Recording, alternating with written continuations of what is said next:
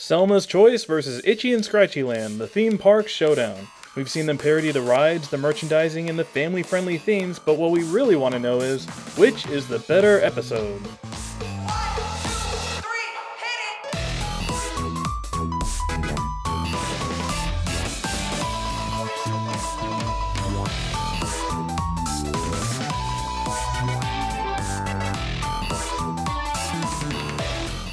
Selma's Choice and Itchy and Scratchy Land are both episodes where the Simpsons visit a theme park. That's it. The purposes of each are completely different as well as their pacing and focus. In one of the episodes, they don't even get to the theme park until Act 3. Gee, it's almost like this matchup is completely arbitrary or something. Okay, so maybe the two episodes don't have that much in common, other than the setting. But I think their different approaches highlight the various things you can do with a particular setting, and how you integrate it into the story. So as usual, let's start by looking at the earlier episode and make the case for Selma's Choice.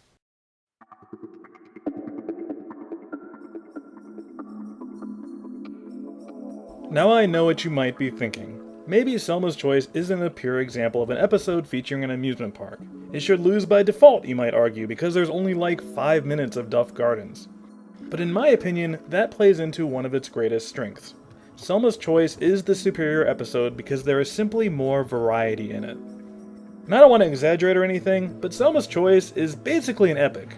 It's the kind of Simpsons episode that Homer would write about if he were alive today and had too much time on his hands. Simply put, this is an episode that goes places. In the course of 22 minutes, we go to a funeral, a series of dates, a sperm bank, and a theme park, while still having enough time to faff about with Homer and Marge back at home. As a result, they cut out a lot of the fat and give us the best stuff these locations can provide. We don't really need more Duff Garden stuff because the It's a Small World parody so thoroughly scratches that itch. Let's just have Lisa drink the water and enjoy the ensuing drug trip.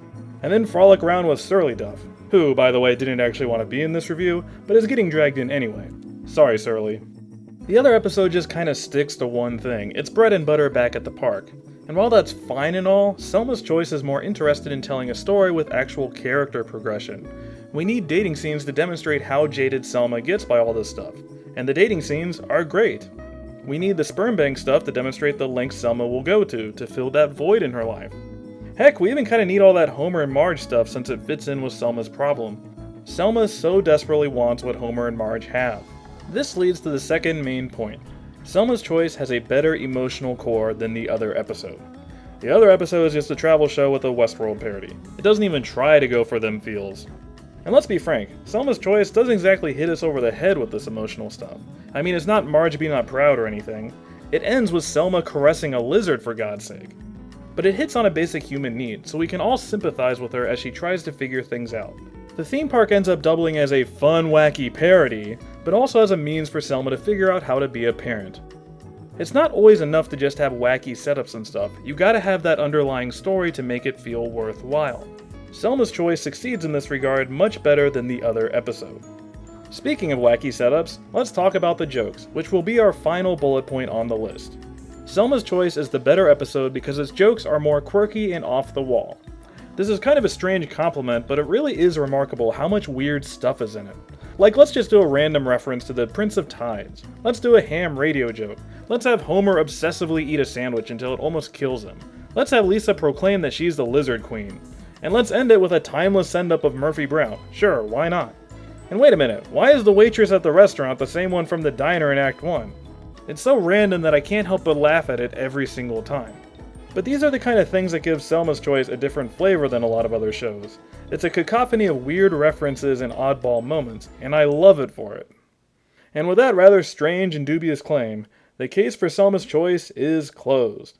Now let's kick it into high gear and move on to the case for Itchy and Scratchy Land.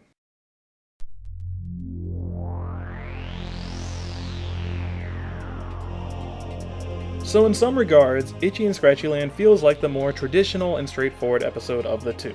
It knows exactly what it's doing and doesn't feel the need to bounce all over the place with its ideas. It's on a mission and won't deviate from it.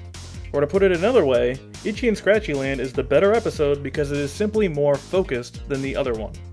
It takes the attitude that, if you're going to do a parody, then you should do it right. A jack of all trades is a master of none, after all. Itchy and Scratchy Land does the amusement park right in every single regard, hitting the various attractions, the additional services, and even giving us a peek behind the scenes.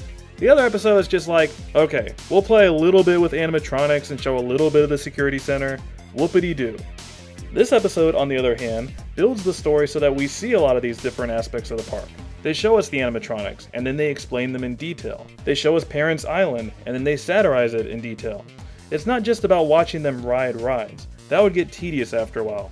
They're always moving on to something new, and in this regard, the episode feels more complete. And honestly, it's not like the amusement park stuff is the only thing in the episode. The first act is mostly travel stuff. 3 acts of the park would get claustrophobic, so they do a good job of building up the location and exploring it in detail. Once they do actually get to the park, I'm just as excited as Bart and Lisa to see what's there. Secondly, Itchy and Scratchy Land is the better episode because it is bigger and has higher stakes. I mean, sure, the other episode, Selma's worried about dying alone. But in this episode, the family is worried about, dying right now. The stakes are real and the consequences are clear. The other episode just throws a lizard at Selma and calls it a satisfying ending. Itchy and Scratchy Land makes it clear what the obstacles are, and it is extremely satisfying when they are overcome. I don't think there's actually enough to the episode if it just revolves around their vacation and Marge worrying about them ruining it. They do a nice job of setting up the animatronics up front and foreshadowing their defeat in a fairly innocuous manner. They also sprinkle in a lot of moments of people telling them that nothing bad is going to happen to keep the audience on their toes. You know something's going to happen, but it just kind of simmers in the background. The pacing is absolutely perfect. Once we've reached the climax of the family wreaking havoc, we're ready for the robot rebellion. It doesn't feel gimmicky or tacked on. The sense of adventure is perfectly integrated into the underlying story. Speaking of the jokes and awkward segues, the final reason why Itchy and Scratchy Land is the better episode is because it has more big jokes. I'm going to define a big joke as being one of those classic Simpsons moments that transcends the episode. The other episode has the I am the Lizard Queen thing, but this one has so much more. It's got the Itchy lot, it's got the Bort license plates, it's got the giant ball pit. I mean, it's got the frickin' Fantasia parody in it. How can you argue with that? The bigger and more action-packed story leads to slightly faster and hard-hitting jokes. There's a lot of slapstick and physical humor in it, which greatly complements the dry, cool wit the show is always so good at. Add on a layer of general Westworld parody stuff, and you get a show with a lot of big jokes in it.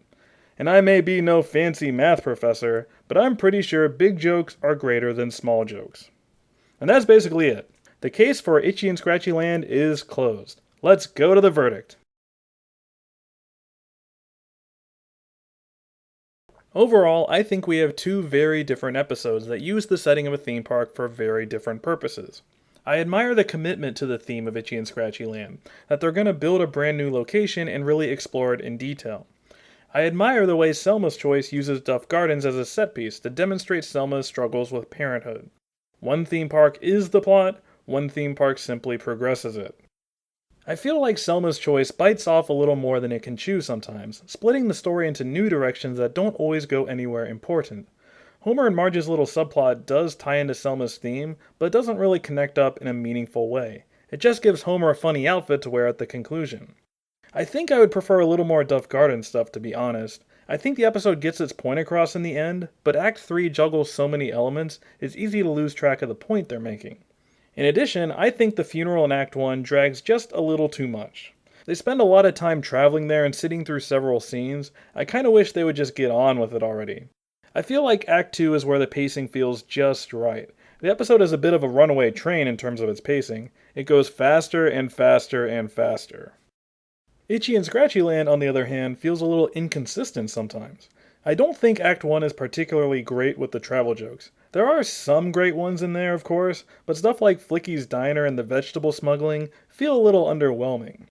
It also sometimes feels like they're stretching the episode a bit in places, or that the show was originally a little short. Just things like people staring at each other for a long time, or them ADRing Marge saying, "Oh my, I guess we're doomed," just to fill a few more seconds. And finally, the main overarching story of The Simpsons finally having a good vacation feels a little undercooked as well. They pay a little lip service to their past vacations, but it's not really that interesting as a final learning experience or anything. When they suddenly realize that they actually did have a great vacation, I find myself rolling my eyes, to be honest. I should probably stop there because I don't want to make it seem like I hate the episodes or anything. Those are all pretty minor squabbles in the grand scheme of things after all. Both of these are good, solid episodes. I have to think of something that separates these two, so minor nitpick we shall. So with that being said, if I had to pick only one episode, I think I would go with Selma's Choice. I think this is a bit of an upset, as Itchy and Scratchy Land feels more like a crowd pleaser to me. What it comes down to for me is that Selma's Choice does more things well, leading to a slightly denser experience overall. Having more variety isn't really a positive if half the things they do don't work or are uninteresting. The Duff Gardens trip, for example, I feel like we get almost everything you need from this kind of parody done in about a third of the time. The other episode is definitely more complete, but Selma's Choice does it more efficiently. It frees up the episode to do other stuff, like adult dating and sperm banks and stuff. Even the scenes that drag are livened up by Homer's jokes and Lionel Hutz appearances. Overall, Selma's Choice feels like a tapas bar. It feels like a series of small, delicious meals that create an entire picture in the end. I feel like Itchy and Scratchy Land reaches higher highs overall and has a stronger sense of adventure and fun, but it doesn't grab me as much as Selma's Choice. Maybe I'm just a sucker for Selma episodes. I don't know. So for this matchup, the crazy all over the place episode beats out the focused and adventurous one. Do you think I got this one right, or did I end up ruling in the wrong direction? Let me know in the comments. But for now, this case is closed.